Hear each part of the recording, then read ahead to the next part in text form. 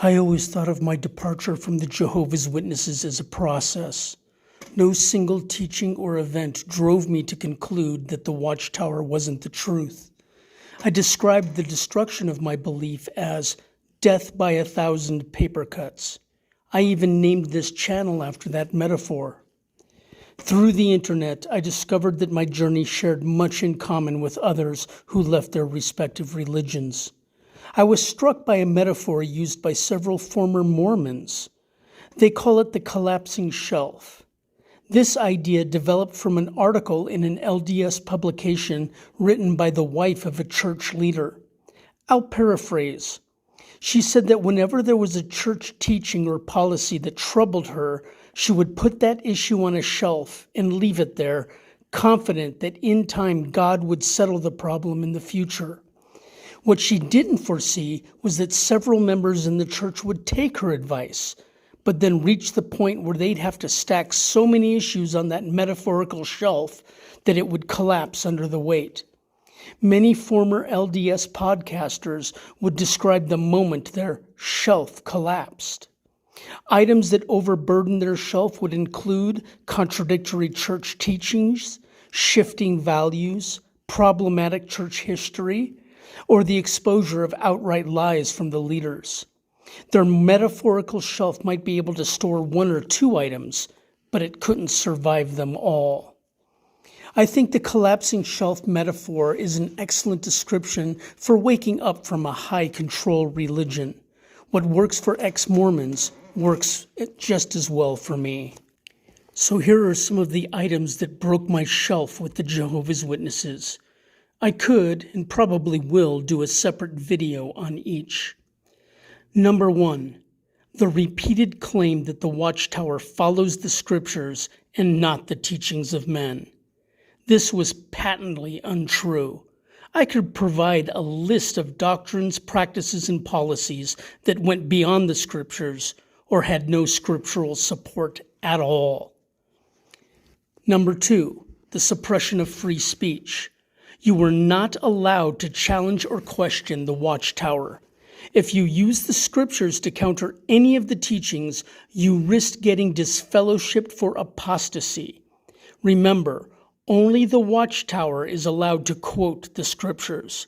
If you use the scriptures to disprove a teaching of the Watchtower, then you're just like Satan, who used the scriptures to tempt Jesus. Your job is to obey and keep your mouth shut. Number 3, the claim that Jehovah's Witnesses were the happiest people in the world. I kept hearing that phrase at conventions, Jehovah's happy people. I cringed every time it was repeated from the platform. You had to be blind not to see the misery the witnesses lived with every day. Half the people I knew were on antidepressants. To be fair, you don't have to be a Jehovah's Witness to be on antidepressants. But if depression is so prevalent in your demographic that it becomes a defining feature, then maybe, just maybe, your teachings aren't conducive to a healthy lifestyle. Face it, compelling your followers to marginalize themselves from coworkers, neighbors, classmates, and family isn't exactly an effective path to happiness. Instead, the Watchtower makes itself the ultimate Karen, waving its finger at you saying, "Don't you do that." They forbid birthday celebrations, New Year's celebrations, Mother's Day, school dances, class reunions, or any other social convention that might make you feel connected to humanity. If someone standing near you at a bus stop sneezes, you can't say, "Bless you," because we're Jehovah's happy people. When you see how the Watchtower's rules isolate people from the greater community, you understand that the Watchtower is the gospel of alienation.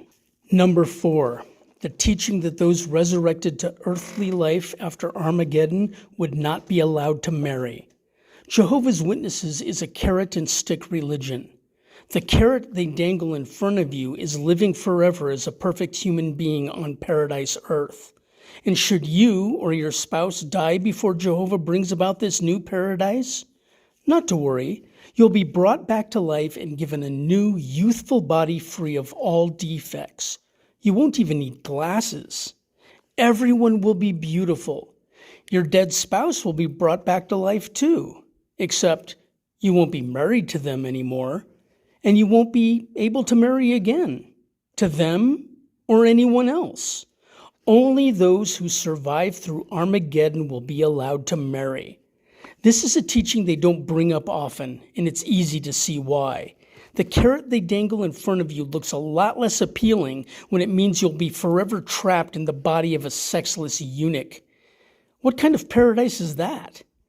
If you're one of the handful of lucky ones to make it through Armageddon and allowed to marry, your choices will be limited to your tiny pool of fellow survivors. The billions brought back to life, including anyone you previously loved, will be off limits.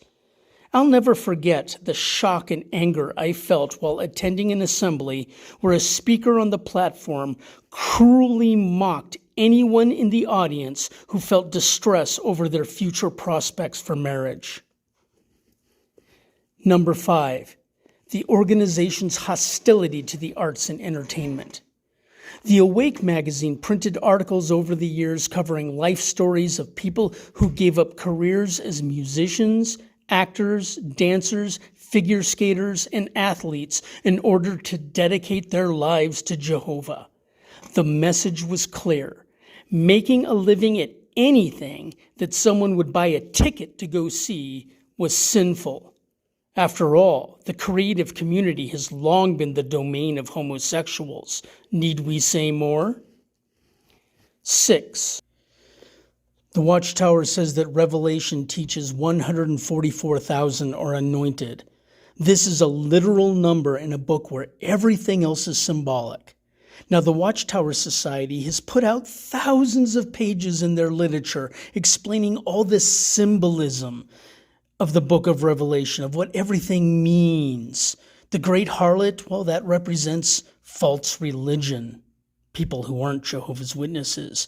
The great beast that she's writing, well, those are the governments of the world. The fornication, that represents the unholy alliance between false religion and the corrupt governments of the world getting together to oppose Jehovah, to persecute his people. You get the idea. Everything in Revelation is symbolic of something else, except that one scripture that says 144,000. Now, all of a sudden, that's to be taken absolutely literally. It says 144,000, it means 144,000. It's so arbitrary. It's like they threw a dart at the book of Revelation, and where it landed, they said, this is the one thing out of the whole book that we can take at face value. It's ridiculous. Number 7, the story of Noah's Ark. All of it, from the logistical absurdity of animals fitting on the ark to the very foundation of the story, Jehovah drowning the whole world and calling it justice.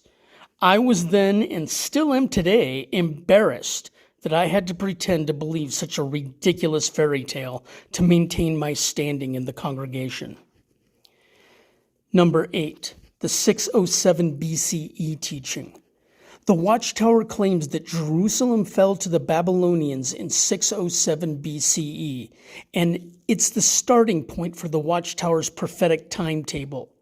They construct the timetable by stitching together a disparate selection of scriptures from different books written hundreds of years apart, pretending that they mean things that they don't say, and relate in ways never seen or imagined by anyone else. Still, these so-called prophecies form the foundation to their end-time claims, which in turn forms the reason for the religion to exist. When I found out that 607 BCE was a phony date, I had to confront the undeniable evidence that I was being lied to. This was definitely one of the heavier items that broke my shelf. Number 9. The endless warnings about Satan and his demons. Satan was everywhere and in everything. Satan ruled the world. Meanwhile, Jehovah was far away up in heaven. He didn't interfere in the world because it wasn't his time to act. But curiously, every day was Satan's time to act. I had to pray to Jehovah constantly to supplicate his favor and ask for strength, for wisdom, for blessings. Maybe he'd help, maybe he wouldn't, but I never had to ask Satan to tempt me. Satan was always there, ready to lead me down the wrong path, to destroy my everlasting life. Satan was always on the job. The Watchtower didn't intend it, but they were teaching me that Satan was far more dependable and consistent than Jehovah. I could always rely on Satan to be around. Satan was proactive, Jehovah reactive. With Satan so much more immediate at achieving his goals, I had to ask the question, who is the greater power here? Number 10, the knee-jerk response to every developing trend or fad. Anything new that gripped the public consciousness was greeted by the Watchtower with suspicion and warnings about the spiritual peril of getting involved in such things.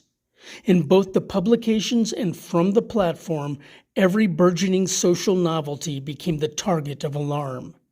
I remember awake articles warning of the dangers of CB radio, disco, and video games. Say what you want about the value of any of those fads, but they serve the Watchtower's ongoing campaign of inciting fear and paranoia. Watch out, Satan's coming to get you, and here's the bait he uses to lure you away from study, field service, and meeting attendance. As for disco, haven't you noticed it's very popular with the homosexuals? Need we say more? Number 11. The governing body says they're not inspired by God. At the same time, they claim that Jehovah directs them as his representatives on earth. It's a distinction without a difference. They want it both ways. They say they're not inspired by God, and like everyone else, they're imperfect men who make mistakes. But you must treat them as if they are Jehovah's direct line of communication with humankind. To disagree with them is to disagree with Jehovah. When they change their teachings, they get to excuse themselves by saying they're not infallible. But don't hold your breath waiting for an apology. If you disagree with a current teaching and reason that they've been wrong before, so they could be wrong again, congrats, you've just become an apostate. Whatever they're teaching at the moment is 100% right. And if it's wrong, well, they'll let you know when you can stop believing what you found unbelievable when they first told you to believe in it. And when they tell you not to believe it anymore, you must pretend you never believed it, which you didn't. And if you did believe it, it was only because you engaged in speculation outside of the organization's direction. Which leads us to the next item. Number 12, the Orwellian nature of Jehovah's Witnesses. The novel 1984 taught us the mechanisms of dystopian tyranny. Doublethink, unpersons, newspeak, thought crime. It's all in the Jehovah's Witnesses. Family informing on family. No loyalty to friends, no loyalty to neighbors, loyalty only to the party. And by the party, we mean the governing body. The erasure of history where there was only an unending present where the governing body is always right. It's all right there in the Jehovah's Witnesses. It's as if the governing body used 1984 as a guidebook. 13. The Watchtower says, we don't have a clergy class. Everyone is equal. This claim is laughable.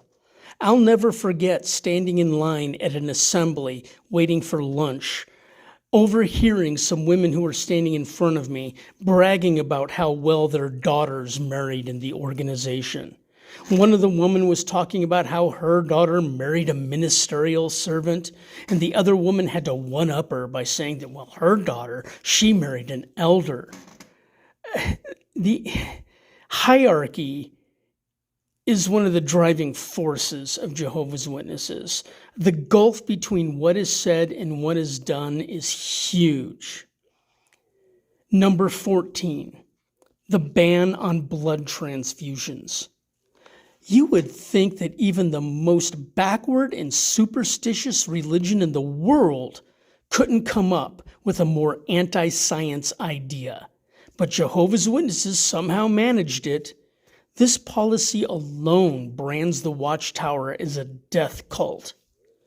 In conclusion, it isn't hard to understand why me and countless others have left the Watchtower organization. No shelf could hold that much weight without breaking.